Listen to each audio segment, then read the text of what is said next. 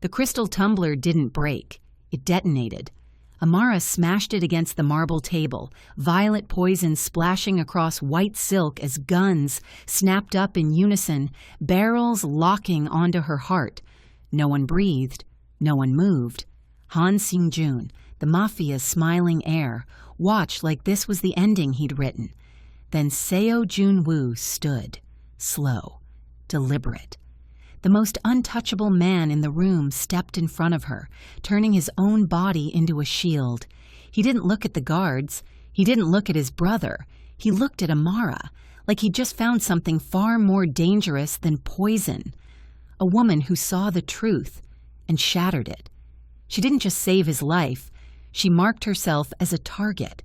Now, the most dangerous man in Seoul is the only thing standing between her and death. Before we go any further, tell me, where are you watching from? Drop your city in the comments. And if you want to see how far Jun-woo will go to protect his new weakness, hit subscribe and turn on notifications. You won't want to miss what happens next. Moments earlier, Amara had told herself she was only there to work. She wasn't a guest. She wasn't a friend. She wasn't the kind of woman who belonged behind velvet curtains and biometric doors, where men spoke softly because power didn't need volume. She was an event stylist hired to soften the room, the agency said, as if menace could be improved with candles and flowers. But the underground lounge beneath the Han River was not a room you softened. It was a room that waited. Amara adjusted the cuff of her black blazer, eyes flicking over the private dining setup. Minimal, expensive, cold. A single orchid arrangement on a marble slab like a dare. Everything smelled faintly of cedar and smoke, like somebody had burned history down here and expected the ashes to behave. Her curves filled the fitted uniform the agency insisted on. Tailored, sleek, meant to look high-end. Didn't make her feel high-end. It made her feel visible. And in a place like this, being visible could be fatal. Across the lounge, guards in dark suits stood like statues. They didn't talk. They watched. Not with curiosity, with calculation. Amara's phone buzzed once, a silent notification from her younger brother back home. She didn't open it. She'd promised herself. Finish the job, collect the pay, disappear back into normal life. A normal life was the only thing she could still afford to want. A few minutes later, the private elevator chimed. The air changed instantly, like the building itself held its breath. Seo Jun-woo walked in. He didn't enter like a man arriving at a dinner. He entered like the reason the dinner existed. Tall, controlled, black suit, no tie, the kind of simplicity that was actually arrogance. His face was calm, too calm, like his emotions had been locked behind armored glass years ago. People straightened without being told. Amara felt her own spine do it before she could stop it. Jun-woo's gaze moved through the room once, quick and precise, then landed on the table. Then, without warning, it landed on her. Not a glance. Not the quick, dismissive scan rich men gave staff. He looked at her like he was reading something he didn't know he could understand. Amara's throat tightened. She shifted her weight, pretending she hadn't noticed, pretending she hadn't felt the sudden, strange pull in her chest, like gravity had changed directions. A second man followed Jun-woo, smiling. Younger, same sharp jawline, same expensive restraint. But where Jun-woo felt like winter, his brother felt like a warm knife. Han Seung-joon. He greeted the room as if he owned it, but his eyes stayed on Jun-woo, measuring. Amara recognized that look. It was the look people wore when they wanted something to break. "Brother," Seung-joon said smoothly, "you actually came." Jun-woo didn't react. He removed his coat, handed it to a guard without looking, and sat at the head of the table like the chair had been waiting for him all day. "You asked," he said. Seung-joon's smile widened. "I did. I thought we should celebrate." "Celebrate what?" Seung-joon's eyes flicked briefly to the guards. "Peace." Amara's hands stilled. Peace was never celebrated in rooms like this. Peace was negotiated, purchased, threatened into existence. If someone called it a celebration, they were lying or trying to make someone else lower their guard. Junwoo leaned back slightly, posture loose, eyes flat. "Say what you want." Seungjun chuckled as if Junwoo were being dramatic, then snapped his fingers. A server rolled in a silver tray carrying 2 short tumblers and a bottle sealed with wax. Amara's agency supervisor had warned her, "Do not interact, do not speak, do not draw attention." These men did not like complications. Yet her attention narrowed on the bottle the way her eyes always narrowed on small details, because details were how you survived. Seungjun took the bottle, broke the wax with his thumb, and poured both drinks himself. Too carefully, too slowly. He slid one tumbler toward Junwoo. Junwoo didn't touch it. Seungjun's smile remained. No trust at all? Junwoo's gaze didn't move. Trust is expensive. Seungjun's eyes glittered. So is blood. The room fell silent. Amara felt her pulse climb, a warning drumbeat. She was staff. She wasn't supposed to feel anything, but her body had never been good at pretending. Seungjun lifted his own drink, took a sip, and sighed dramatically like a man enjoying theater. Then he pushed Junwoo's glass closer. "Come on, just one, for family." Amara stepped forward before she could stop herself. It wasn't brave. It wasn't smart. It was instinct. The same instinct that made her snatch a child away from a street when a car sped too fast, or yank her brother back from a balcony when the rail looked loose. She reached the table, eyes on the drink. At first glance, it was normal. Amber. Clean. Expensive liquor catching the light. Then she saw it. A slight shift. A faint shimmer at the bottom, like dye dissolving too slowly, like something heavier than alcohol refusing to mix. Violet, not vivid, not obvious, just wrong. Her mouth went dry. Seungjun's eyes lifted to her hand as it hovered near the glass. A quiet smile touched his lips, almost amused, like he wanted to see what she would do. Junwoo finally looked at her, not at her face, at her hand, at the way her fingers trembled once, then steadied, and something inside his gaze changed, like the first crack in stone. Amara didn't think. She moved. She grabbed the tumbler and slammed it against the edge of the marble table. Crystal exploded. Liquid sprayed. Shards clattered across the floor like sharp rain. The sound hit the room like a gunshot. Every guard moved at once, hands going to jackets, bodies angling toward her. Amara froze, breath trapped. The world narrowed to the gleam of broken glass and the sudden knowledge that she had just done the one unforgivable thing in this room. She had interfered. Seungjun stared at the shattered remains with a lazy expression that didn't match the violence of the moment. Then he laughed softly. "Oh," he said, "that's interesting." Amara's voice came out raw. "Don't drink it." Her words echoed in the silence. Junwoo didn't speak. He stared at the wet tablecloth, then at the purple tint smeared across the marble. Then his gaze lifted to his brother. The temperature dropped. Seungjun raised both hands, mock surrender. "What? The staff is clumsy." Amara's knees threatened to fold. She tried to back up, but a guard's hand shot out toward her elbow, before the fingers could touch her. "Stop." Junwoo's voice was quiet, but it didn't. "Need volume." The guard's hand halted mid-air like the command had struck his bones. Junwoo stood, slowly, not in panic, not in anger, in control. He stepped around the table and placed himself between Amara and the men reaching for her. The move was so simple, it felt unreal, like a king placing his body in front of a stranger. Amara's heart slammed. Seungjun's smile sharpened. "You're shielding the stylist now?" Junwoo didn't look away from Seungjun.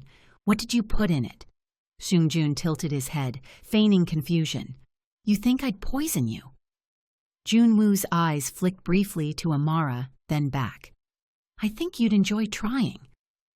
Seung-jun's gaze landed on Amara properly for the first time, and Amara felt it, the way a predator looks at the thing that interrupted the hunt. You, Seung-jun said softly. Who are you? Amara swallowed. She forced her shoulders square. Someone who sees color. Seung-jun laughed like she'd told a joke. Cute. Junwoo's jaw tightened. Leave. Seung-jun's eyebrows lifted. You're dismissing me? In your own lounge? This isn't a family dinner, Junwoo said. It's an ambush that failed. Seung-jun's smile didn't fade. It didn't fail. Then his eyes cut to the guards. A subtle nod. Amara barely had time to process the change before the room moved again. Two men shifting closer, not to her, but to Junwoo. Like the real target was always him. Junwoo didn't flinch. He only reached behind him without looking and gripped Amara's wrist. Not harshly, decisively, like a promise made in one motion. Stay behind me, he said. Amara's throat tightened. I didn't mean... I know, he said, and the calm certainty in his voice made her chest ache. You still did it. Seung-jun sighed theatrically. Brother, relax. It was just a test. A test, Junwoo repeated. To see if you've become soft, Seung-jun said. To see if you'd hesitate. Junwoo's gaze darkened. I don't hesitate. Seung-jun's eyes slid to Amara's face. You do now. Amara's skin prickled. She felt the truth in that statement too clearly, because Junwoo was standing in front of her like her existence mattered, and that was a kind of softness, whether he admitted it or not. Junwoo's grip tightened slightly on her wrist. We're leaving. Seung-jun stepped in front of the exit, still smiling. Not yet. Junwoo's eyes narrowed. Move. Seung-jun's smile widened. Or? The room held its breath. Amara's pulse hammered so hard she could taste it. Then Junwoo's mouth curved, not a smile, something colder. Or you'll learn, he said softly, that I don't need to drink poison to kill you. Seung-jun's eyes flashed. For the first time, amusement cracked. He stepped aside. Junwoo didn't waste the opening. He pulled Amara forward, his body still between her and everyone else. The guards moved with them, not stopping them, escorting them. As they crossed the lounge, Amara felt every stare stick to her skin. Who is she? Why is he touching her? Why is he taking her? She wanted to rip her wrist away, to restore the safe distance she'd been trained to keep from powerful men. But her body betrayed her in another way. It leaned toward him, as if the space beside him felt safer than anything she'd known in months. The elevator doors opened. Junwoo stepped in, pulling her with him. Seung-jun's voice drifted after them, pleasant as perfume. Tell your new guardian I said hello, Amara. Amara's blood chilled. She hadn't introduced herself. The elevator doors shut. Silence crashed down inside the sleek metal box. Amara stared at Junwoo's hand still wrapped around her wrist, then up at his face. He didn't look at her. His gaze stayed on the closing seam of the doors like he could burn through steel. Who are you? She asked, voice trembling despite her effort. Junwoo exhaled slowly. Someone who owes you. I didn't do it for you, she said quickly. His eyes finally turned to her. They were dark, steady, exhausted in a way power couldn't hide. I know, he said. That's why it matters. Amara's throat tightened. Your brother, he is not my brother when he does this, Junwoo said. What was in the drink? Junwoo's gaze flicked downward, as if seeing the violet shimmer again. Something that wouldn't kill me quickly. Amara's stomach dropped. So he wanted you weak. He wanted me slowed, Junwoo corrected. Confused, less precise. So he could take my empire, Junwoo finished, expression unreadable. Or my life. Amara's breath came shallow. And now, he said, and something dangerous sharpened in his voice. He knows you exist. Amara's heart slammed. I never wanted to exist to men like him. Junwoo's eyes held hers. Too late. The elevator chimed and opened to a private corridor. Quiet, guarded, too clean. Amara stepped out and immediately felt the difference. This wasn't a public venue. This was a fortress dressed as luxury. Junwoo guided her forward, hand still on her wrist. Let go, she said, trying for firmness. He stopped, looked at her, then released her slowly, as if letting go cost him something he didn't want to admit. Amara rubbed her wrist, more to create distance than because it hurt. Where are you taking me? She demanded. Somewhere Sung-Jun can't reach you, he said. I don't need you to. You do, he cut in, not harshly but with a frightening certainty, because you saw what you weren't supposed to see. Amara's jaw clenched. So now I'm a liability. Junwoo's gaze flickered. No. The word came out too fast, too personal. Amara's anger faltered for half a second. Then what am I? He stared at her like the answer was a war inside him. A complication, he said finally, and I don't allow complications to be hurt. Amara's chest tightened. That sounded like ownership. Junwoo stepped closer, stopping just short of invading her space. His voice lowered. It sounded like a promise. A door opened ahead. A woman with sharp eyes and a composed face appeared. Security Chief Energy, the kind of person who smiled only when it served purpose. Boss, she said, your car is ready. Junwoo nodded. Sua, this is Amara Wells. Amara's eyebrows lifted. You know my name. Junwoo didn't look at her. I know everything in my territory. Sua's gaze slid over Amara's face, her posture, the way she held herself, not judgmental, assessing. Then she nodded once. We'll keep her out of sight. Amara's stomach twisted. I'm not an object. Sua's expression didn't change, but her voice softened by a fraction. In his world, staying unseen is how you stay alive. Amara opened her mouth to argue, but the hallway suddenly felt narrower. Junwoo spoke again, low and controlled. You can fight me later. Right now you breathe and you walk. Amara hated that her body obeyed. They moved through corridors into a private garage where a black sedan waited like a shadow. As the door opened, Amara hesitated. Getting into the car felt like crossing a line she wouldn't be able to uncross. Junwoo watched her hesitation. Then, unexpectedly, he took his coat off and placed it around her shoulders. Warmth, cedar, smoke. It smelled like him. Amara stiffened. I don't need... You're shaking, he said. I'm not. His eyes held hers. You are. Amara's throat tightened at being seen so clearly. You don't know anything about me. Junwoo leaned slightly closer, voice low enough to feel like a secret. I know you broke glass to save a man you don't trust. Amara swallowed. That doesn't make me yours. The corner of his mouth tightened, almost a smile, almost pain. No, he said. It makes you dangerous. He guided her into the car. The door shut with a final sound. The city outside blurred into neon and rain. For a moment, neither of them spoke. Then Amara whispered, Your brother planned that. Junwoo's gaze stayed forward. Yes, and you let him invite you. I knew he'd try something, Junwoo said. I didn't know he'd try that. Amara's voice shook. So I ruined his plan. Junwoo's jaw flexed. You exposed it. A beat. Then he added softer. And you exposed me. Amara turned to him sharply. What does that mean? Junwoo didn't answer immediately.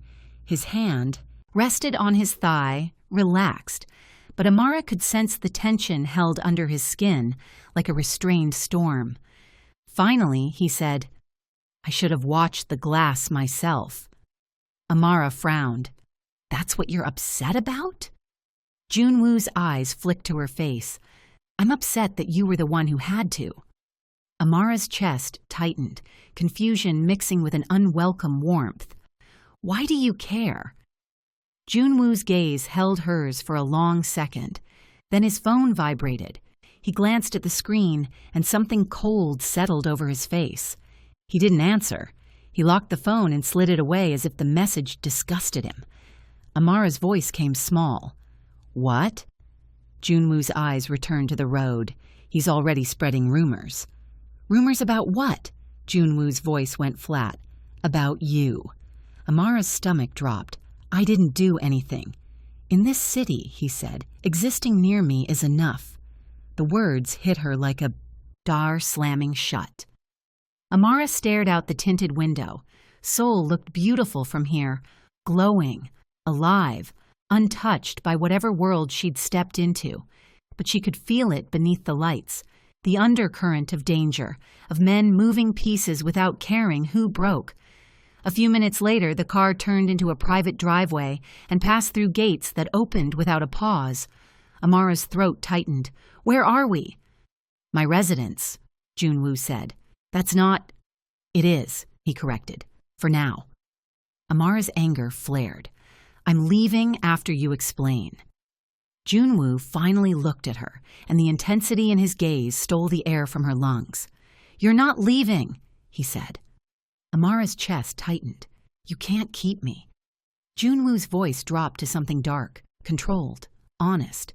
"I can keep you alive." "That's not the same thing." His gaze held hers. "To me, it is." The car stopped. A tall building rose above them, sleek and silent with no visible sign, a place that didn't want to be found. They entered through a private elevator.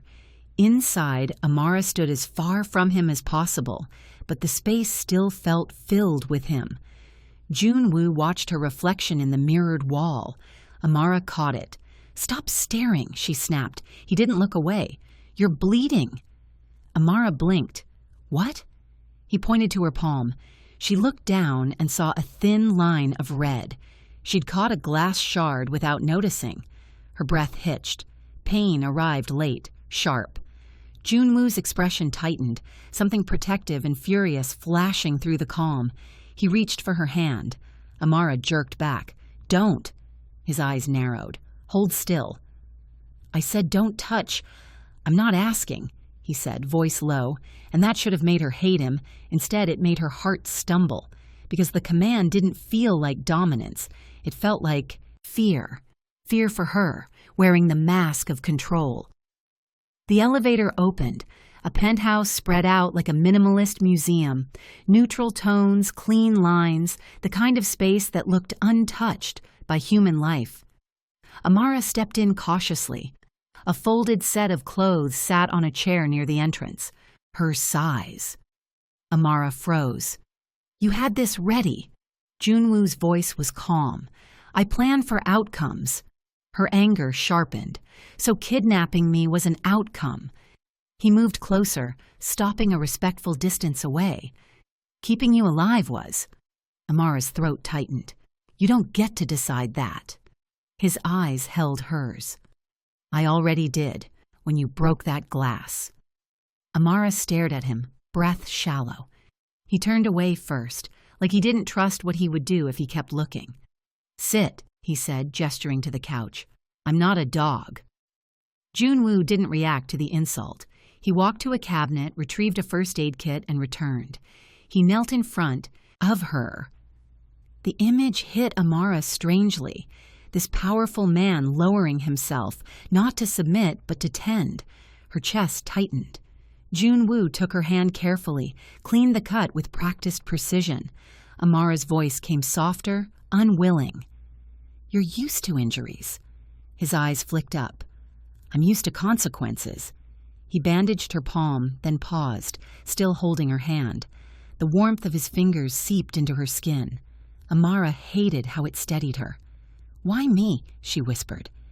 Junwoo's gaze held hers, and for the first time, the cold mask slipped enough to show something human underneath.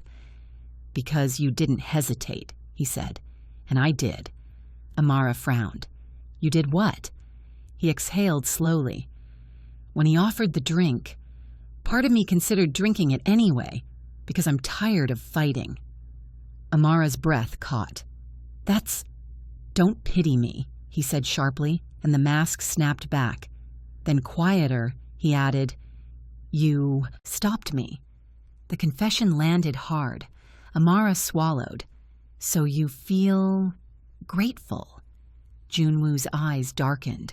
"That's not the word." Amara's pulse spiked at the way he said it, like gratitude was too soft, too small, like what he felt was heavier, possessive, dangerous. His phone vibrated again. He answered this time, voice controlled. "Speak." A man's voice crackled through the speaker. "Boss, Han Sung-jun left the lounge, but he sent something." Junwoo's expression didn't change. "What?" "A message to your contacts, a photo of the broken glass, and a caption." Amara's stomach tightened. "What caption?" The man hesitated. He called her, "Your new weakness." Junwoo went still. The air in the room sharpened, like it could cut. Amara felt her breath catch. "I'm not." Junwoo's gaze snapped to hers. "They don't care what you are," he said quietly. "They care what they can make you." He ended the call and stood, posture rigid. Amara's throat tightened. So now what? Junwoo looked toward the window. The city spread out like a glittering trap. "Now," he said, "you don't leave this building without me." Amara stood abruptly. "No, I'm not your prisoner." Junwoo turned back, eyes hard. "You're not." "Then let me go." His jaw tightened. "If you go, he'll find you." "That's not my problem." Junwoo's eyes flared. "It becomes your problem when you're in the ground." Amara's anger rose, fierce. "I have a life." Junwoo stepped closer, voice low and dangerous. "So do I." Amara swallowed. "Then why are you willing to risk yours for me?" For a moment he didn't answer. Then he said, like it cost him to admit it, "Because you woke something in me." Amara's breath caught. "You're lying," she whispered. Junwoo's gaze dropped to her mouth for a fraction of a second, then returned to her eyes. "I don't lie about appetite," he said. Heat climbed Amara's throat, unwanted and undeniable. She stepped back, shaken. "This is insane." Junwoo's voice softened by a hair. "Yes." Then colder again. "But it's real." Later that night, Amara couldn't sleep. The guest room was too perfect, the sheets too smooth, the silence too heavy. She sat up, heart racing, and walked to the hallway. A shadow stood there. Junwoo. He was leaning against the wall outside her door, suit jacket off, sleeves rolled up, eyes alert like he didn't believe in rest. Amara stared. "You're guarding my door." He didn't deny it. "Yes." "Why?" His gaze lifted to her face, steady. "Because he will try again." Amara's voice trembled. "You can't stay awake forever." Junwoo's mouth tightened slightly. "I can stay awake longer than he can." Amara's chest tightened at the quiet devotion hidden inside the threat. She tried to harden herself. "You don't know me." Junwoo's gaze didn't waver. "I know you're brave." "That's not—" "And I know brave people still bleed," he said. "Go back to bed." Amara hesitated. "What if I want to leave?" Junwoo's eyes darkened. "Then you'll leave with me." Amara swallowed. Her voice came small. "That's still control."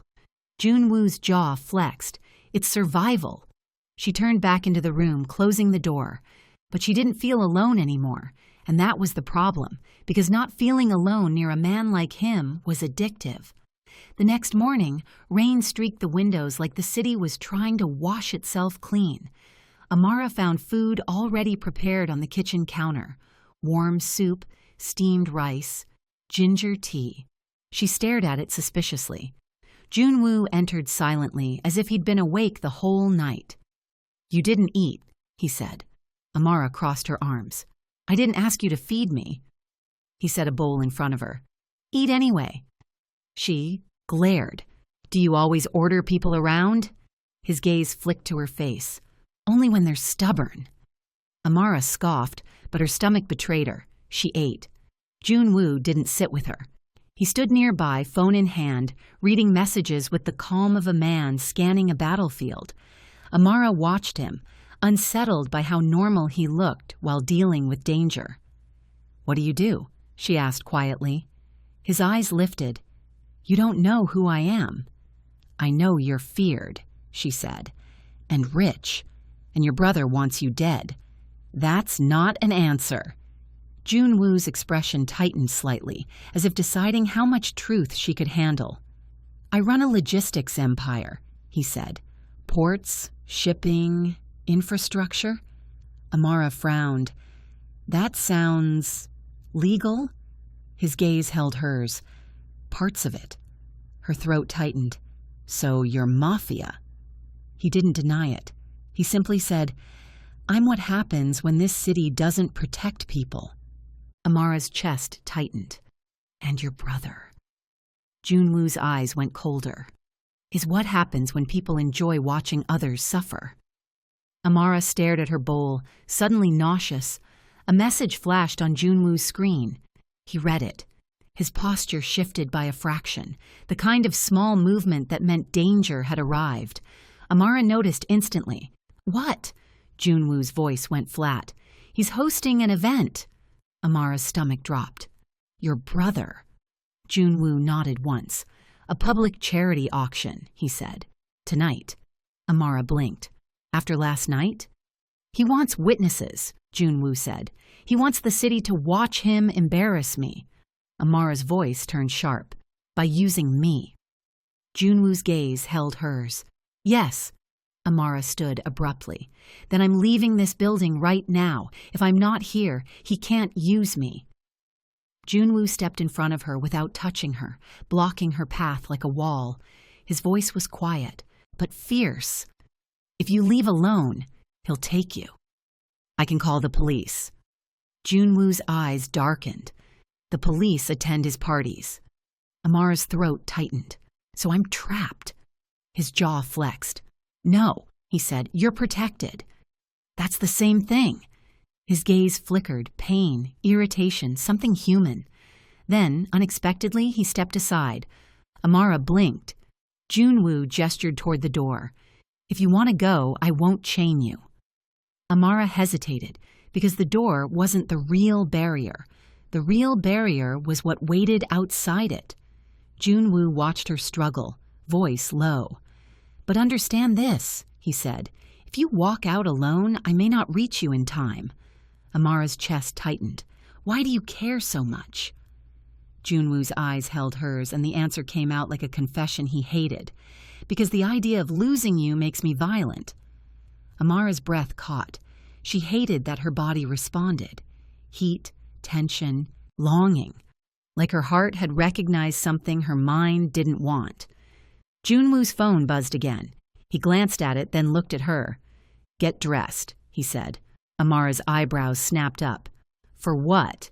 "For the auction," he said. "You'll go with me." Amara's stomach clenched. "No." Junwoo stepped closer, voice low, controlled. "Yes." "Why would I walk into his trap?" "Because if we don't," he said, "he'll bring the trap to you." Amara swallowed hard. "And because," Junwoo added, eyes darkening, "I want him to see you beside me." Amara's throat tightened. "That's reckless." Junwoo's gaze held hers. "It's a declaration."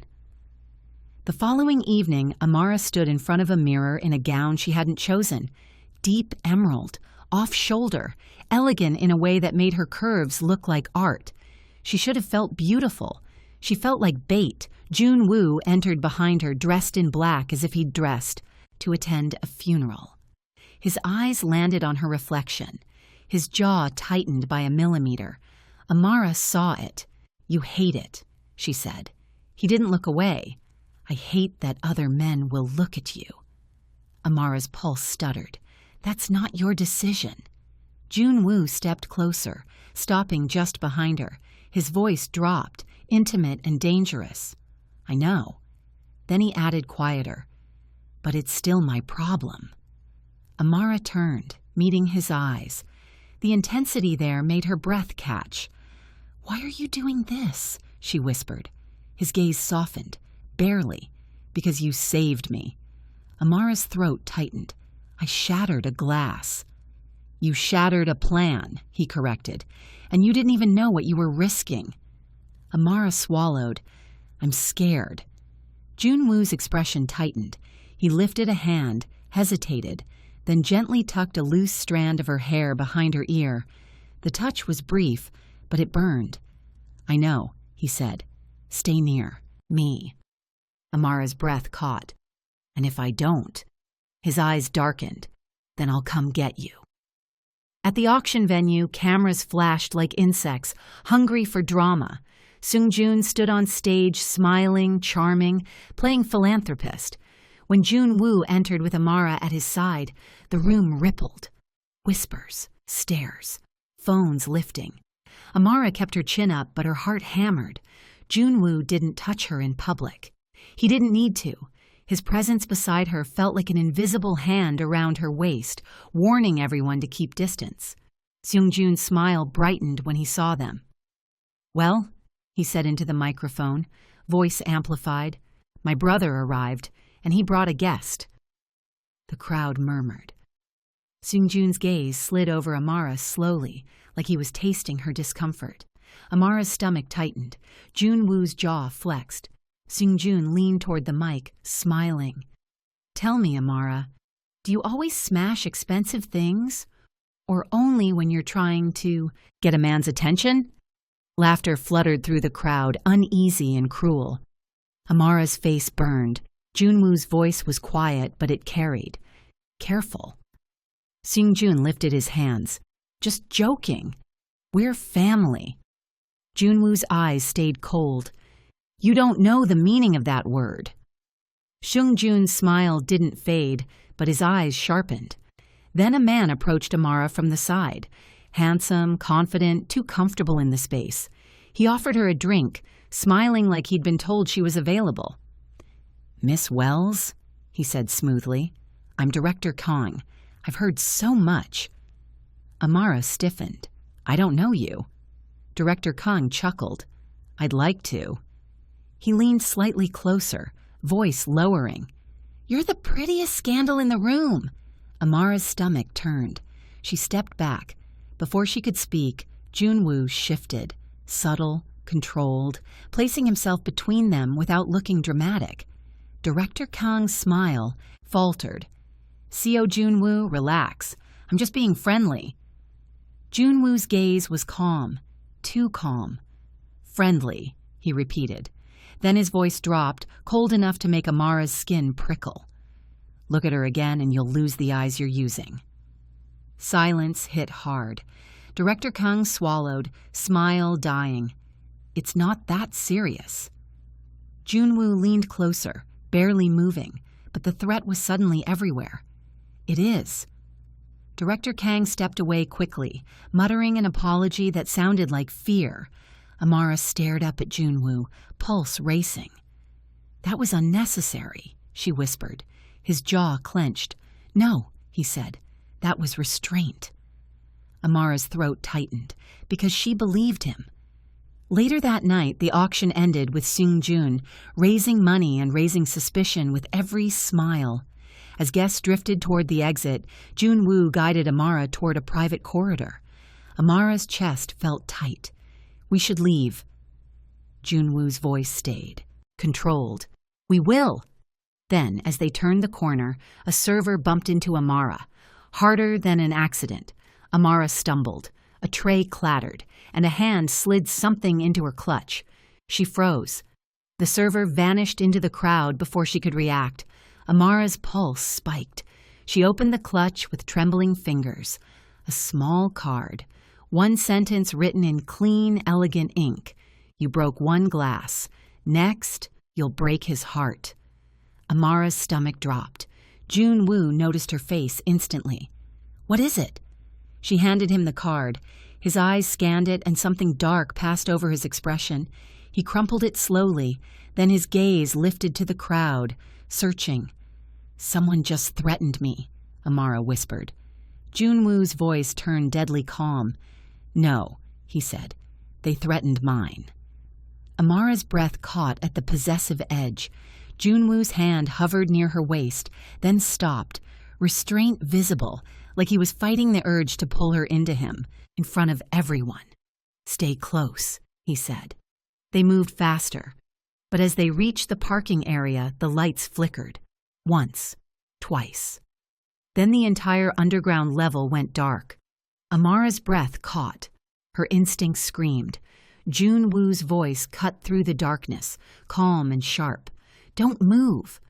A sound came from behind them, footsteps too quiet, too practiced. Amara's heart slammed. Then a soft voice drifted through the darkness, amused. "Brother," Seung-jun said, "let's finish what we started." Amara's pulse spiked. Jun-woo shifted in front of her, body becoming a shield again.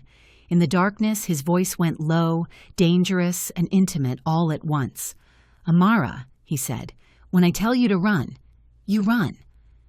And somewhere deep in her chest, something impossible awakened too. Not trust, not safety, but the terrifying knowledge that she didn't want to run from him anymore. She wanted to run with him, and the night was about to make her prove it.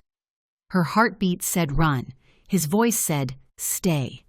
What would you do? Comment your choice, tap like, and subscribe. Let's continue. The light stayed dead. In the black, Amara could only hear her own breathing, and the slow, controlled inhale Jun-woo took like he was measuring the room by sound alone. A faint click echoed. Metal. A gun being readied. Amara's stomach dropped. Jun-woo's hand found her wrist again, not gentle, not rough, anchoring. His voice stayed low, close to her ear, intimate in the worst possible way. "Behind me," he murmured. A shadow moved near the far pillar. Seung-jun's voice drifted out, smooth as silk. "You brought her to my stage. I almost feel honored." Jun-woo didn't answer. He shifted once, barely a step, but the change in the air told Amara he'd repositioned his body to block her completely. Then a guard's flashlight snapped on across the garage. A narrow beam cut through dust and darkness. It landed on Jun-woo's face. And for a second, Amara saw it clearly. The look he wore when he decided a situation would not survive him. Seung-jun stepped into the edge of the light, smiling. He wasn't alone. Men in dark clothes fanned out behind him with quiet discipline. Amara's throat tightened. "Jun-woo?" "Don't speak," Jun-woo said softly. "Listen." Seung-jun's smile widened, still commanding, even now. Jun-woo's gaze didn't move. "This is your play?" Seung-jun shrugged. "You wouldn't drink, so I thought I'd come closer." He gestured lazily. "Hand her over." Amara's blood turned cold. Jun-woo's voice stayed calm. "No." Seung-jun sighed dramatically. "Brother, you're being difficult." He took another step forward, gaze landing on Amara like a hand sliding along her skin. "I only want to talk to her." Amara forced her voice steady. "I don't want to talk to you." Seung-jun's smile sharpened. "You smashed glass in my face. That's practically flirting." Jun-woo's hand tightened on her wrist. Amara felt the possessiveness like heat. Seung-jun chuckled. "Ah, there it is. That look." Jun-woo's eyes went darker. "Leave." Seung-jun lifted a brow. "Or?" Jun-woo exhaled, slow. "Or the next thing that shatters won't be a glass." The beam of light flickered as the guard holding it flinched, like even loyal men remembered what Jun-woo was capable of. Seung-jun's smile didn't move, but his eyes cooled. "You think you can scare me in front of my own men?" Jun-woo's voice dropped. "I don't scare you." He paused. "I remind you." Silence. Then Seung-jun laughed softly, clapping once. "Fine. Let's make it simple." He snapped his fingers, and the garage doors behind Jun-woo rolled down with a heavy metallic slam. Amara jerked, trapped. The sound reverberated through her bones. Seung-jun spread his hands. No exits. No cameras. Just family. Jun-woo didn't react with panic. He reacted with focus. "Amara," he said, still calm, "when I tell you to move, you move without thinking." Amara swallowed. What about you? Junwoo's voice softened by a fraction. I'll follow. Seung-jun tilted his head. How sweet. He raised a hand. One of his men stepped forward and aimed a gun. Not at Junwoo, at Amara. Her breath stopped. Junwoo's body moved before she could blink. He shoved her hard to the side. A shot cracked the air. Concrete exploded where Amara's head had been. Amara stumbled, heart screaming. Junwoo was already moving, fast, precise, closing distance with the shooter. Seung-jun's men reacted late. Junwoo hit the gunman's wrist, twisted, disarmed him, and slammed him into a car door hard enough to dent metal. The gun clattered away. Amara's hands shook. Seung-jun's voice cut through the chaos, still amused. There you are. The real you. Junwoo turned, eyes locked on his brother like a blade locking on a throat. Enough, Junwoo said. Seung-jun's smile faded for the first time. No. He lifted his chin. Take her. Everything erupted. Two men lunged for Amara. She stumbled backward, adrenaline taking over. She grabbed the nearest thing, her clutch, and swung it into one man's face. He cursed, staggering. The other reached for her arm. Before his fingers could close, Junwoo appeared again, like a shadow made of violence. He slammed the man into the ground. Another guard moved to Junwoo. Junwoo dodged, struck, disarmed, ruthless but controlled. Amara backed toward a pillar, chest heaving, eyes stinging with terror. Seung-jun watched it all like entertainment. Then he raised his own gun, aiming directly at Junwoo's back. Amara saw it. Time slowed. Her mouth opened, but no sound came. Junwoo was too focused on the men in front of him. He didn't see his brother. Amara moved. She didn't think. She sprinted out from the pillar and slammed into Seung-jun's arm with every ounce of strength she had. The gun fired. The shot tore into the ceiling, sparks raining down. Seung-jun staggered, surprise flashing across his face. His eyes locked onto Amara, and for the first time, his voice lost its playfulness. You! Amara's whole body shook, but she stood her ground. You don't get to hurt him. Seung-jun's jaw tightened, a darker rage leaking through his charm. I get to do anything I want. He raised his gun again, and Junwoo appeared between them, like the world had snapped back into place around his obsession. He seized Seung-jun's wrist, twisted until bone threatened to break, and ripped the gun away. Then he pressed the barrel under Seung-jun's chin. The garage went silent. Even Seung-jun's men froze. Amara's breath caught. Junwoo's voice was low, lethal. Do it. Again, Seung-jun's eyes flared. You won't! Junwoo leaned closer, gaze like black ice. Try me. Seung-jun swallowed once, then forced a smile. You're trembling. Junwoo didn't blink. Because I'm holding back. Amara felt tears sting her eyes, not from fear now, but from the sheer intensity of him, the way he stood between her and death like it was his natural position. Junwoo lowered the gun slowly, not because Seung-jun deserved mercy, because Junwoo was calculating consequences. Seung-jun's smile returned, shaky at the edges. See, you still need me. Junwoo stepped back. No. He glanced at his security chief's car at the far end of the garage. A door opened. Sua's voice cut through. Boss, here. Backup. Junwoo didn't look relieved. He looked furious that backup had been needed at all. He grabbed Amara's hand. Move. They ran. As they reached Sua's vehicle, Seung-jun called after them, voice sharp now. She'll get bored of you, brother. Junwoo didn't turn, but his grip on Amara tightened like a vow. That night, the penthouse felt different, less like a fortress, more like a cage they shared. Amara stood at the window, staring at the city lights, hands trembling as adrenaline drained away. Behind her, Junwoo paced once, one lap, then stopped. He didn't touch her yet, like he was afraid he might crush her if he did. Amara whispered, He tried to kill you. Junwoo's voice was quiet. He tried to use you to do it. Amara's throat tightened. I'm sorry. Junwoo went still. Don't apologize for surviving. Amara turned. You could have been shot. Junwoo's gaze locked onto her. You could have been taken. The way he said taken made her stomach drop all over again. Amara swallowed. Why is he so obsessed with destroying you? Junwoo's jaw flexed. Because he believes he should have been me. Amara's chest tightened. And you believe. Junwoo's eyes darkened. I believe he will not stop. He stepped closer, finally closing the distance. Amara's breath caught. Junwoo's voice lowered.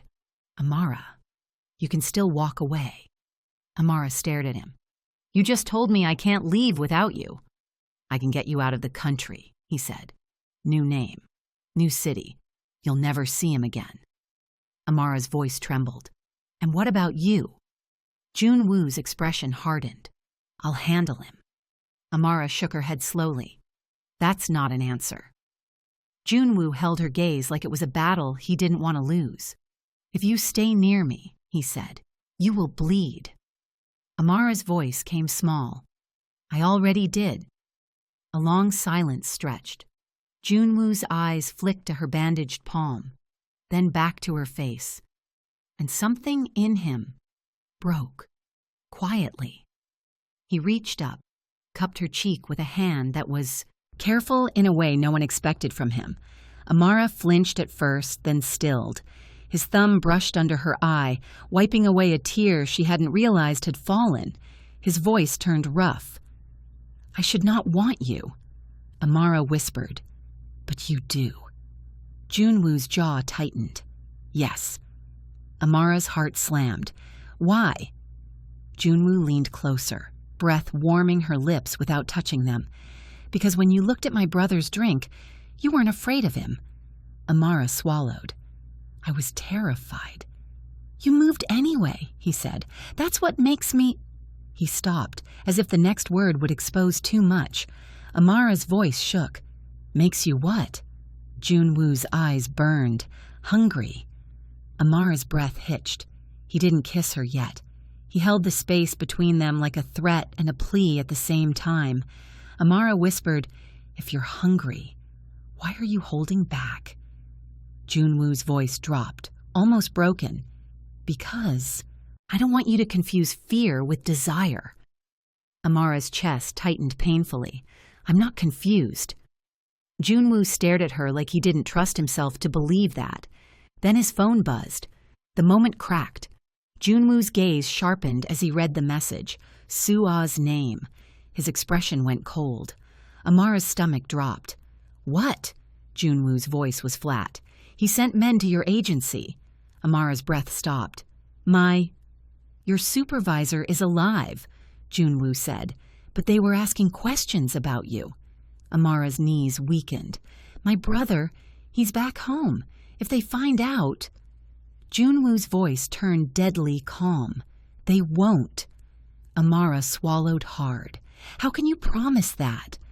Junwoo stepped closer, gaze locked on hers. Because I'll burn every path to you before they can walk it. Amara's voice trembled. That's not normal. Junwoo's eyes held hers. Neither is what I feel. Later that night, Amara tried to sleep, but every time she closed her eyes, she saw the gun raised, heard the shot, felt the air split beside her. She got up quietly and walked into the living room. Junwoo was there again, wide awake, sitting on the sofa, sleeves rolled up, phone in one hand, the other hand flexing like he wanted to break something. Amara stopped. You don't sleep, do you? Junwoo didn't look up. Not when you're under my roof. Amara's chest tightened at the possessive tenderness hidden inside the words. She walked closer, voice soft. I'm not a mission. Junwoo's gaze lifted, dark, tired, intense. You're not, he said. That's the problem. Amara swallowed. What problem? Junwoo set the phone down slowly. If you were only a responsibility, I'd be calm. Amara's pulse quickened. And you're not calm. Junwoo's mouth tightened. No. Amara's voice shook. Is it because of him? Because of danger? Junwoo stared at her for a long second. Then he said it, simple and terrifying. It's because I want you close enough that I can hear you breathe. Heat crawled up Amara's throat. She forced herself to stay steady. That's not protection. Junwoo's gaze didn't move. I know. Amara took another step closer, heart pounding like a drum. Her voice came soft. If you cross that line, you don't get to act like this is just survival. Junwoo's eyes flickered. Pain, hunger, restraint. I won't pretend, he said. Amara swallowed. Then don't. For a moment, he didn't move. Then he stood, slowly, like he was approaching something sacred and dangerous at once. He reached for her hand, the uninjured one, and lifted it to his mouth. He kissed her knuckles. Gentle. Amara's breath hitched. His voice was rough. Tell me to stop. Amara's lips parted. No words came. Junwoo's gaze locked, onto her mouth. Then, finally, he kissed her. It wasn't gentle. It wasn't desperate either. It was controlled intensity, like he was imprinting himself on her with discipline instead of chaos. Amara's body responded instantly, heart racing, hands sliding up his chest, feeling the solid heat under his shirt. Junwoo's hand moved to her waist, pulling her closer. Possessive, protective, like he didn't want space to exist between them ever again. Amara broke the kiss, breathless. Junwoo. His forehead rested against hers. Say it. Amara's voice trembled. I'm scared. His hand tightened on her waist. Of me? Amara shook her head slightly. Of what happens after? Junwoo's voice turned low. After you'll still be here. Amara's throat tightened. People always leave. Junwoo's gaze burned. Not me. He kissed her again, slower, deeper, then lifted her into his arms like she weighed nothing. Amara gasped softly, gripping his shoulders. He carried her toward the bedroom without rushing, like he had all the time in the world and would still choose her every second. The door closed behind them. The city stayed bright outside, and inside, the night turned into something warm and dangerous and too real to undo. Later, when the sky began to lighten, Amara sat up in the bed, sheet pulled to her chest, heart pounding with a quiet, anxious ache. Junwoo slept beside her, barely. Even in sleep, he looked alert, like his body didn't trust peace. Amara stared at his face. He looked younger like this, less like a weapon, more like a man, and that made her chest hurt, because she wanted to believe him. Not me, but belief had consequences. Amara slid out of bed quietly, grabbed her clothes, and dressed with shaking hands. She found her phone on the nightstand. No signal, of course. A cage, even when it was soft. Amara swallowed hard, then slipped out of the room. In the hallway, a guard stood. He straightened. Miss Wells. Amara froze. Please, I just need air. The guard hesitated. Then his earpiece crackled. He listened, then stepped aside without meeting her eyes. The exit door clicked open. Amara walked out into the early morning, cold air hitting her face like truth. She didn't run. She just walked, heart hammering, because if she ran, it would feel like guilt, and she refused to feel guilty for wanting control over her own life. 2 blocks away, a black car rolled up beside her silently. The window lowered. Sua's face appeared. Get in, she said. Amara's stomach dropped. Did he send you? Sua's eyes were sharp. If I say yes, will you get in? Amara hesitated. Sua leaned closer. You left his bed before dawn. Do you understand how dangerous that is? Amara's throat tightened. I'm not property. Sua's voice stayed calm. No, but you are a target. Amara swallowed. Then she opened the door and got in. Sua drove without speaking for a full minute. Then she said quietly, He's already awake. Amara's chest tightened.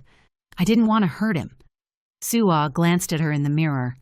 You will hurt him if you keep treating his devotion like a trap. Amara flinched. You don't know me. Suah's voice was blunt. I know fear. I've seen it in your eyes since the lounge. Amara swallowed. And you've seen it in his. Suah didn't answer immediately. Then softer, she said, yes. A few minutes later, the car stopped in front of a small, quiet building. Not luxury, not penthouse. A simple safe house hidden in plain sight. Amara frowned. Where are we? Suah's voice was practical. A place your face won't be seen by paparazzi. Amara's stomach sank. So now my face is known. Suah's gaze sharpened. Seung-jun posted a blurred photo of you leaving the auction. Amara's breath caught. He's making me public. Suah nodded once. And he's using it to bait Junwoo. Amara's chest tightened painfully. The door behind them opened. Footsteps, heavy, controlled. Amara didn't need to turn to know, but she turned anyway. Junwoo stood in the doorway, eyes dark, hair slightly disheveled, shirt open at the collar. He looked like a storm wearing a man's skin. His gaze landed on Amara. His jaw tightened. He didn't shout. He didn't ask where she went. His voice came low, dangerous, wounded. Why?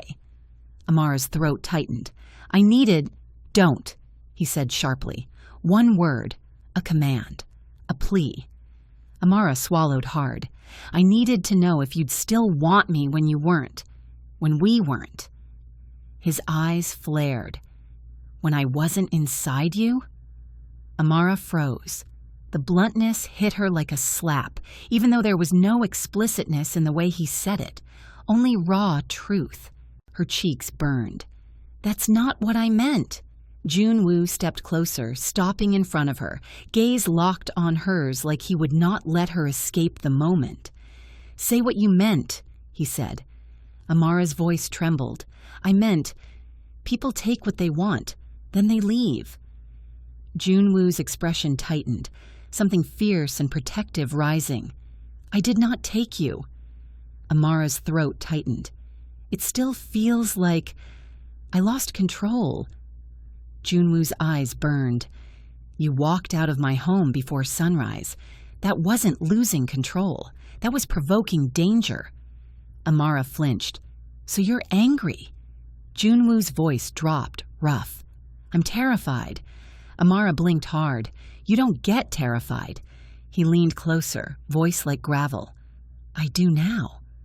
Silence stretched, heavy. Amara whispered, What if you regret me? Junwoo stared at her like she'd spoken another language. Then he said slowly, Regret? Amara's voice cracked. I'm complicated. I'm not from your world. I'm going to ruin your image. Junwoo cut her off, eyes blazing. Amara, I already ruined myself. She froze. He exhaled, jaw flexing. Because the moment you shattered that glass, I knew I would choose you over peace. Amara's breath caught. Junwoo's hand lifted, hesitated, then cupped her face gently like he was trying to prove he could be careful. His voice softened, barely. I don't want to own you. Amara's eyes stung. Then what do you want? Junwoo held her gaze. I want you to stop running from what you feel. Amara swallowed. And what if what I feel is fear? Junwoo's thumb brushed her cheek. Then I'll stand here until fear gets tired. A few days later, Seoul exploded with rumors, blogs, news, whispers in boardrooms. The mystery woman beside Seo Junwoo, the broken glass at the underground lounge, the blackout in the garage. Seung-jun's smile on stage as if he'd done nothing wrong.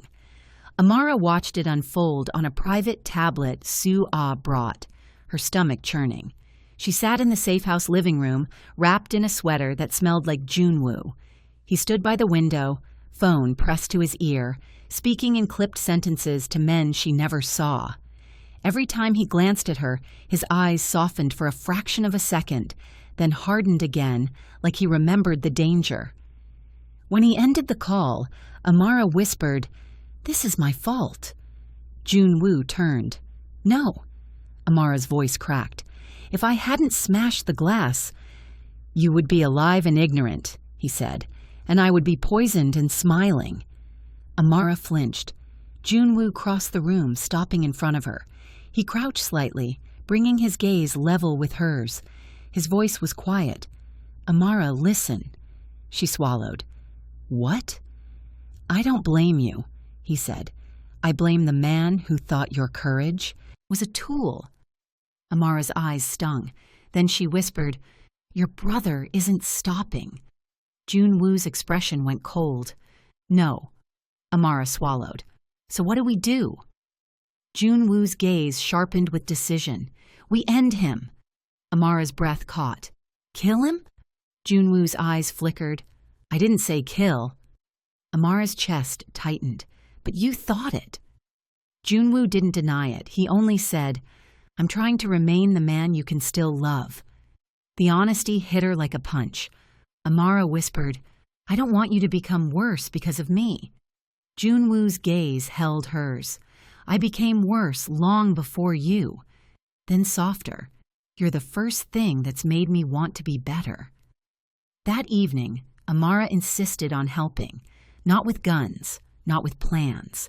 With what she had, observation, detail, instinct, Jun-woo spread files across the table, shipping manifests, financial trails, photos. Seung-jun had been siphoning money through shell companies, but that wasn't enough. "Everyone steals," Amara murmured, scanning the papers. "You need something that makes even his allies abandon him." Jun-woo watched her carefully. "Keep going." Amara frowned, leaning closer. "This container number, it repeats too often." Jun-woo's eyes narrowed. "That's a restricted route." Amara's pulse quickened. "So he's moving something illegal." Jun-woo's jaw tightened. "Yes, but we need proof." Amara's gaze slid to a photo on the table. Seung-jun at a private club, laughing with a man in a tailored suit. The man's lapel pin looked familiar. Amara froze. That pin. Jun-woo's gaze sharpened. "What about it?" Amara's stomach tightened. "My old client, the one who tried to flirt at the auction, Director Kang. He wore the same pin." Jun-woo's eyes went colder. "Corporate Oversight Board." Amara swallowed. "If Seung-jun has him, he has protection." Jun-woo leaned back slowly, eyes hard. "Then we take his protection first." Later that night, Jun-woo left the safe house. He didn't want Amara coming. Amara argued. He said no. Soo-ah stayed with her, calm as steel. Hours passed. Amara couldn't sit still. She paced, heart racing, imagining every outcome. When the door finally opened, Amara turned and froze. Jun-woo walked in with blood on his knuckles. Not a lot, but enough. Amara's stomach dropped. Jun-woo... He didn't speak at first. He washed his hands at the sink, slow and methodical, like he was trying to keep the violence from touching her. Then he turned. His eyes met hers. His voice was low. "I didn't kill anyone." Amara's chest tightened in relief and fear. "What happened?" Jun-woo exhaled. "We have a recording." Amara blinked. "Of what?" "Director Kang admitting Seung-jun paid him," he said, "and admitting the board has been covering shipments." Amara's breath caught. "So you have proof?" Jun-woo nodded once, enough to start a collapse. Amara whispered, "And Seung-jun will retaliate." Jun-woo's gaze darkened. "Yes." Amara's throat tightened. "Then we should run." Jun-woo stepped closer, voice quiet and firm. "No." Amara's eyes widened. "Why not?" Jun-woo's jaw flexed. "Because if we run, he learns he can chase me forever." Amara's voice shook. "So you want to fight?" Jun-woo's gaze held hers. "I want to finish." A few days later, Seung-jun moved first. Amara learned it in the worst way. She went to the kitchen to make tea. The safe house door clicked. A second later, the lights flickered. Amara's chest tightened instantly. She turned, and a cloth covered her mouth from behind. A sharp scent hit her nose. Her lungs seized. She fought, clawing at the arm around her, but the grip was trained. Her vision blurred. The last thing she heard before darkness took her was Soo-ah shouting her name. When Amara woke, she tasted metal. Her wrists were bound, not painfully, but firmly. She blinked, eyes adjusting. She was in a room with concrete walls, a single hanging bulb, and a chair across from her. Seung-joon sat in it, legs crossed, smiling. Amara's heart slammed. "Welcome," Seung-joon said. "I was starting to think you'd never join me." Amara forced her voice steady. "You're insane." Seung-joon chuckled. "Maybe." He leaned forward. "But you're fascinating." Amara's stomach turned. "I'm not interested." Seung-joon sighed. "Such loyalty. It's almost annoying." Amara's pulse hammered. "What do you want?" Seung-joon's smile sharpened. "I want my brother to come apart." Amara's throat tightened. "So you took me?" Seung-joon nodded casually. "Of course." Amara glared. "He will destroy you." Seung-joon's eyes glittered. "That's what I'm counting on." Amara swallowed hard. "He won't trade his empire for me." Seung-joon laughed softly. "You still don't understand him." Amara's voice trembled. "Then explain."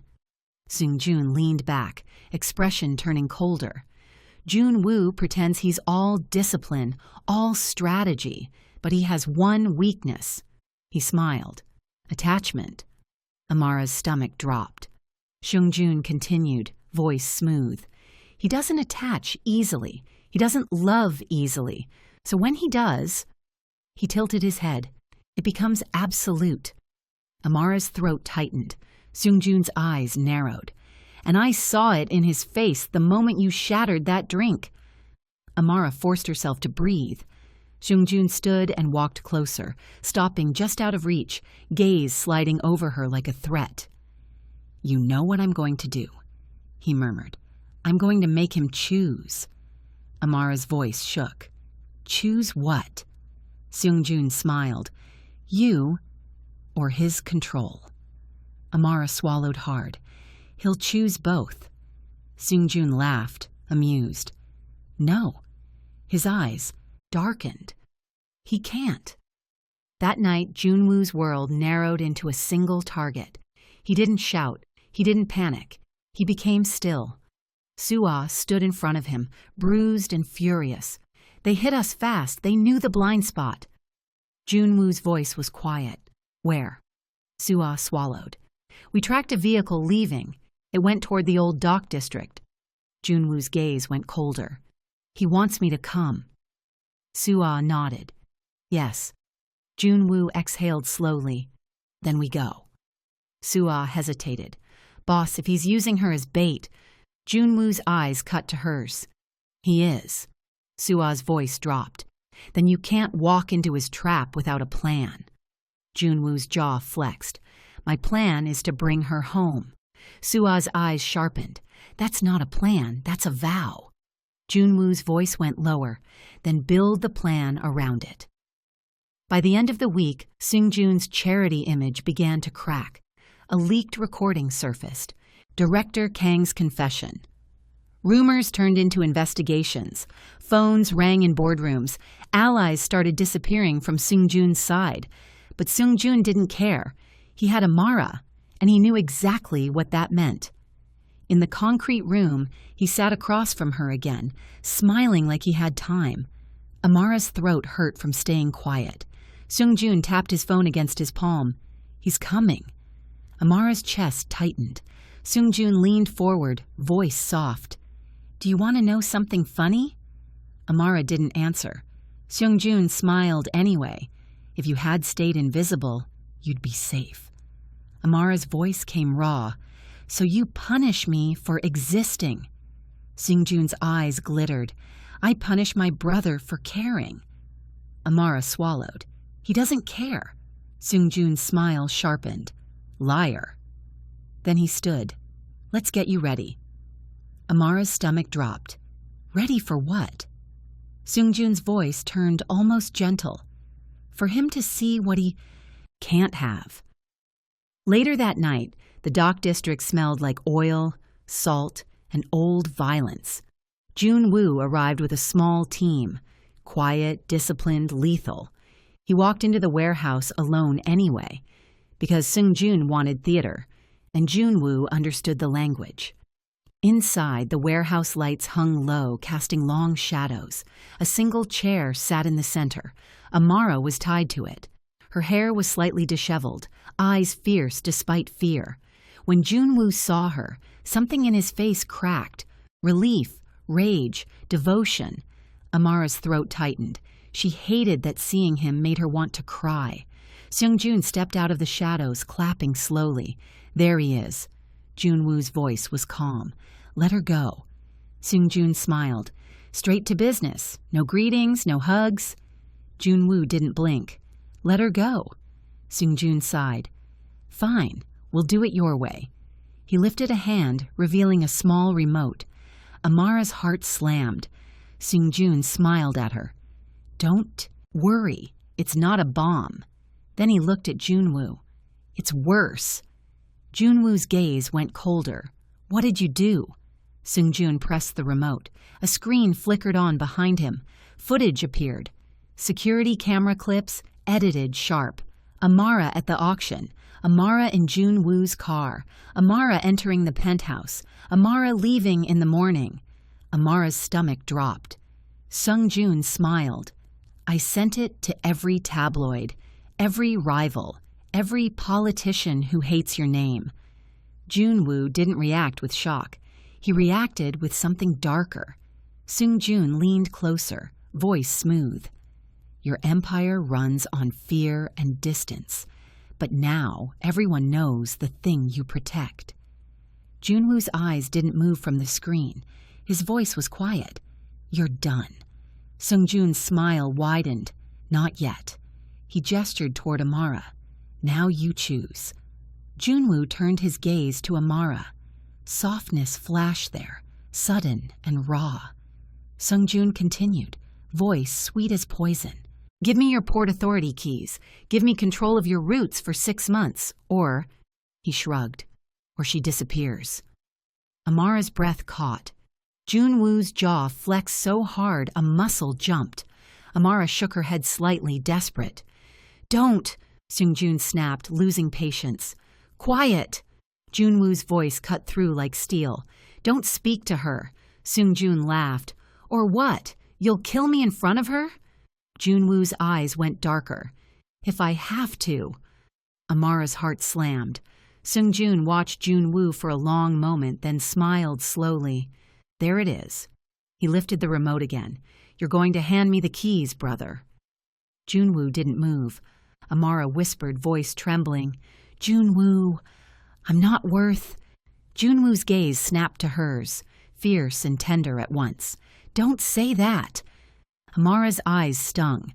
Seung-jun's smile sharpened. Ah, then his expression hardened. Decide. Jun-woo exhaled. Once, slow and controlled. Then he did something no one expected. He reached into his pocket and tossed a small object onto the ground. A flash drive. Seung-jun blinked. What's that? Jun-woo's voice was calm. Your confession. Seung-jun's smile faltered. My... Jun-woo continued, eyes dead calm. The shipping route recordings, Director Kang's payment trail, your messages to the oversight board. Seung-jun's eyes widened for a fraction of a second before he masked it. You're bluffing. Jun-woo's voice went colder. I'm not. Seung-jun's jaw tightened. How? Jun-woo's gaze flicked to Amara briefly. Seung-jun followed the glance. Realization flashed. Seung-jun's smile twisted into rage. She helped you. Amara's breath caught. Seung-jun stepped toward her, fury breaking his charm. You... Jun-woo moved, fast. He slammed Seung-jun against a metal pillar, forearm across his throat. The warehouse shook with the sound. Jun-woo's voice was low, lethal. Touch her, and I won't stop. Seung-Jun choked out a laugh. "You're already not stopping." Junwoo leaned closer, eyes burning. "You wanted me to choose. I chose." Seung-Jun's eyes widened slightly. "You chose her." Junwoo's voice turned quiet, absolute. "I chose to end you." Seung-Jun's men surged forward. Junwoo's team emerged from the shadows. The warehouse exploded into motion. Shouts, footsteps, bodies colliding. Amara's chair tipped as someone bumped it. She fell sideways, wrists still bound. Pain shot through her shoulder. Her breath hitched. Through the chaos, she saw Junwoo moving like a force of nature. Precise strikes, controlled violence, always angling his body back toward her, keeping her in sight. Seung-Jun tried to slip away in the confusion. Junwoo saw it instantly. He chased. Amara struggled against her ropes, chest heaving. A man grabbed her chair, trying to drag her toward the side door. Amara screamed, fear ripping through her. Junwoo heard it. His head snapped. His entire body shifted direction like her voice was a command. He reached her in seconds, slammed the man into the floor, and yanked a knife free to cut her ropes. His hands shook slightly as he freed her. Amara gasped, rubbing her wrists. "Junwoo!" He cupped her face, eyes wild. "Are you hurt?" Amara's voice trembled. "My shoulder." Junwoo's gaze went furious. He lifted her carefully into his arms. Amara clung to him, breathless. "Seung-Jun?" Junwoo's voice was low. "I'll finish." Amara grabbed his shirt, eyes stinging. "Don't die." Junwoo's gaze snapped to hers, and in the middle of chaos and metal and blood and betrayal, his voice softened. "I won't," he promised. "Not when you're waiting." A moment later, Sua appeared, breath hard. "Boss, police units are incoming, real ones. The recording went public." Junwoo nodded, once, still holding Amara. "Good." Sua's eyes flicked to Amara's shoulder. "We need a medic." Junwoo's jaw tightened. "Now." They moved. Outside, sirens wailed in the distance. Seung-Jun ran toward the docks, breath ragged, face twisted. He didn't expect the police. He didn't expect betrayal to come from paper instead of bullets. Junwoo followed, steps controlled. He cornered Seung-Jun at the edge of the water, where the river smelled like cold truth. Seung-Jun turned, panting, eyes wild. "You'd ruin everything for her?" Junwoo's gaze was ice. "You ruined everything long before her." Seung-Jun spat a bitter laugh. "You think she'll stay? She'll realize what you are." Junwoo stepped closer. "She already knows." Seung-Jun's eyes narrowed. "Then she's foolish." Junwoo's voice was quiet. "No." He paused. "She's brave." Seung-Jun's expression twisted. "You're obsessed." Junwoo didn't deny it. "Yes." Seung-Jun's eyes flashed. "Then prove it. Kill me." Junwoo stared at him for a long moment. Then he shook his head once. Seung-Jun blinked. "What?" Junwoo's voice stayed calm. "I'm not giving you that ending." Seung-Jun's jaw tightened. "So what?" Junwoo stepped aside as flashing lights approached. Police, investigators, men with warrants and cameras. Junwoo spoke, voice like a final judgment. "You'll live long enough to watch everything you built rot." Seung-Jun's face twisted with rage and fear. As officers grabbed him, Seung-Jun lunged forward one last time, shouting over the chaos. "She will leave you!" Junwoo didn't flinch. He only said, quiet enough that only Seung-Jun could hear, "No." And then Seung-Jun was dragged away, screaming. The following morning, Amara woke in a private clinic. Not a hospital. Too discreet. Too guarded. Her shoulder was bandaged. Her head ached. She turned and found Junwoo sitting. Beside the bed, eyes open, posture rigid, like he hadn't moved all night. Amara's throat tightened. "You're still here." Junwoo's gaze lifted instantly, softer now. "Yes." Amara swallowed. "Did you sleep?" Junwoo's mouth tightened. "A little." It was a lie. Amara could see it in the shadows under his eyes. She whispered, "Sung-jun?" Junwoo's expression went cold. "In custody." Amara exhaled shakily. Junwoo leaned closer, voice low. "I'm sorry." Amara blinked. "For what?" "For bringing you into this," he said. "For not keeping you untouched." Amara swallowed. "You didn't put me in that chair." Junwoo's eyes burned. "But I'm the reason he wanted to." Amara stared at him, heart aching. Then she whispered, "You came for me." Junwoo's jaw flexed. "Of course." Amara's voice trembled. "You didn't hesitate." Junwoo's gaze softened. "Neither did you." Amara swallowed hard. "I left that morning because I was scared you'd wake up and regret me." Junwoo's expression tightened. "I woke up and panicked that you were gone." Amara's eyes stung. Junwoo's voice turned rough. "Amara, I don't know how to love gently." Amara whispered, "Then learn." Junwoo stared at her for a long second, like the request was both terrifying and sacred. Then he nodded once. "I will." A few days later, the city shifted. News outlets reported Han Sung-jun's arrest on corruption charges tied to illegal shipping routes and corporate bribery. Director Kong resigned for health reasons. Politicians distanced themselves. Allies vanished. The rumor machine tried to spin it into romance scandal, but the legal evidence was too heavy, and the man at the center of it, Seo Junwoo, did not bend under gossip. Amara watched the headlines from the penthouse again, sitting on the couch, shoulder still sore. Junwoo stood at the window, phone in hand. For once, the calls weren't about survival. They were about cleanup. He ended a call and turned. His gaze landed on Amara, softer now, like he was trying to practice being human in daylight. Amara swallowed. "So it's over." Junwoo's expression was careful. "It's quieter." Amara's throat tightened. "And me?" Junwoo stepped closer. "You're still here." Amara's voice shook. "I could leave." Junwoo's jaw flexed. "Yes." Amara studied him. "You're not going to stop me." Junwoo's eyes burned. "I want to." Amara's chest tightened. "But you won't."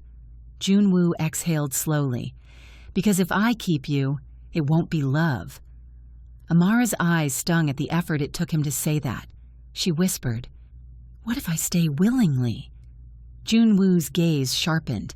"Then I'll spend the rest of my life trying to deserve it." Amara stood slowly, shoulder aching, heart pounding. She walked closer, stopping in front of him. Her voice was soft. "I'm not staying because you're powerful." Junwoo didn't move. "Then why?" Amara swallowed. "Because you showed up. Again and again. Even when it cost you." Junwoo's eyes darkened, emotion leaking through. "You are the only thing that has ever made me feel afraid of my own loss." Amara's throat tightened. "I'm afraid too." Junwoo's hand lifted, hesitant. "Of me?" Amara shook her head. "Of needing you." Junwoo's expression softened, painful.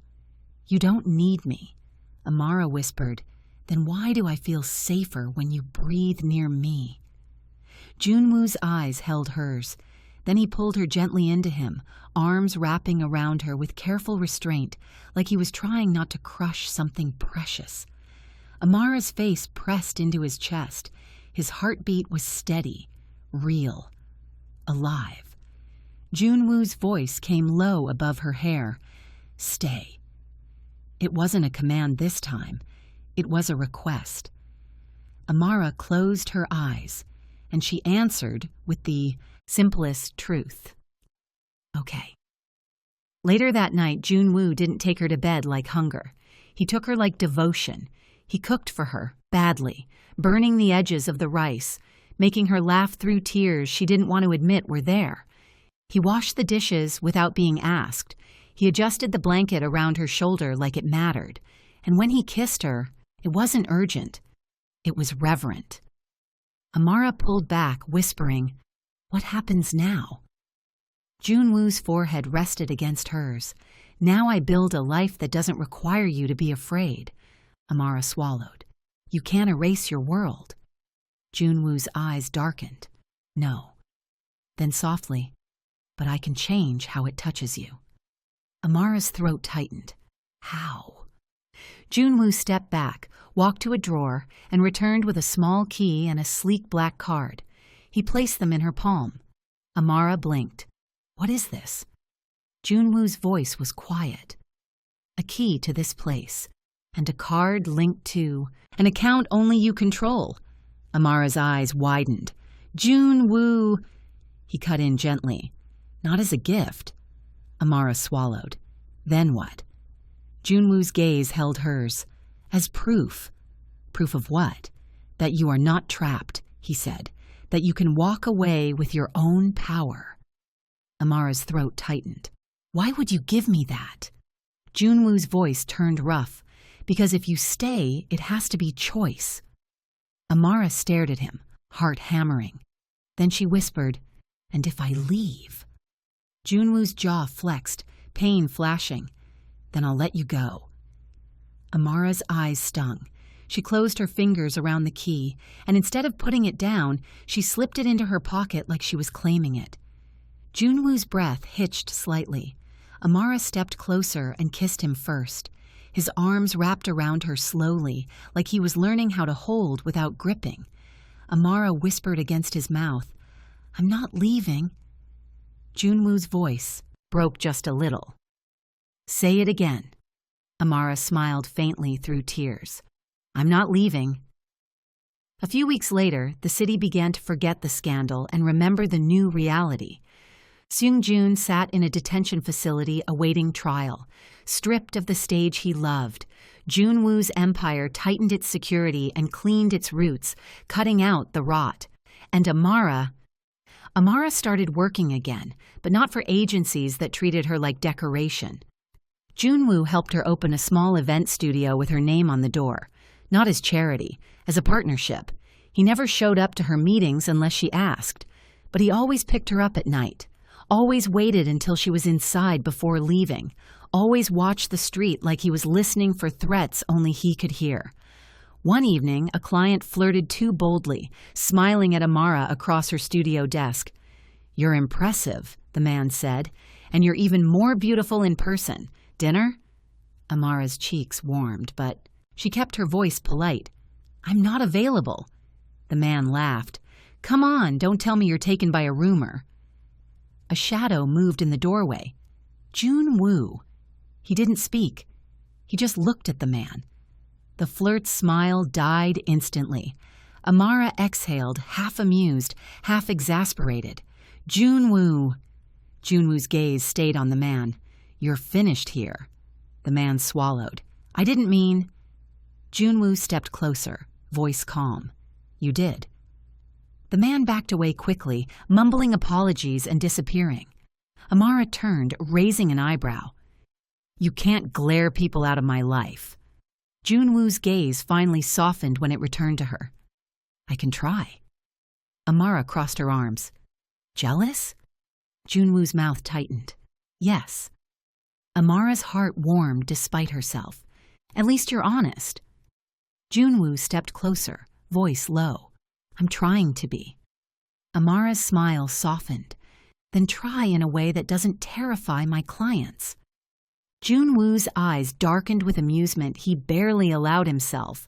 No promises. That night, when they returned to the penthouse, Amara stood at the window staring at the city that had nearly eaten her. Junwoo came behind her, arms wrapping around her waist carefully, face pressing into her hair. Amara leaned back into him, sighing softly. Junwoo murmured, Do you regret it? Amara swallowed. Regret what? Breaking that glass, he said. Amara turned in his arms, meeting his eyes. Her voice was steady. No. Junwoo's throat moved as he swallowed. Neither do I. Amara whispered, even though it woke something in you. Junwoo's gaze burned, honest. Especially because it woke something in me. Amara's throat tightened. What did it wake? Junwoo's hand slid up to her cheek, thumb brushing her skin like a promise. "It woke the part of me that wants a life," he said, "not just a kingdom." Amara's eyes stung. "Junwoo," continued, voice low, "and it woke the part of me that can't pretend you're optional." Amara whispered, "That sounds dangerous." Junwoo's eyes darkened. "It is." Then softer, "But it's mine, and I'll carry it without crushing you." Amara breathed out slowly. Then she kissed him, slow, deep, full of the kind of trust that had been earned with blood and choices, and nights that almost ended wrong. And when they pulled apart, Amara rested her forehead against his. Her voice was quiet. "I'm still scared sometimes." Junwoo's voice was gentler than anyone in the city would believe. "Then be scared, and stay anyway." Amara smiled faintly, tears in her eyes. "I will," she whispered. And for the first time since the shattered glass, the night didn't feel like a trap. It felt like a beginning they chose, again and again, without rings, without ceremonies, without anyone else's permission, just two people who survived the same darkness. And decided they belonged to each other in the light.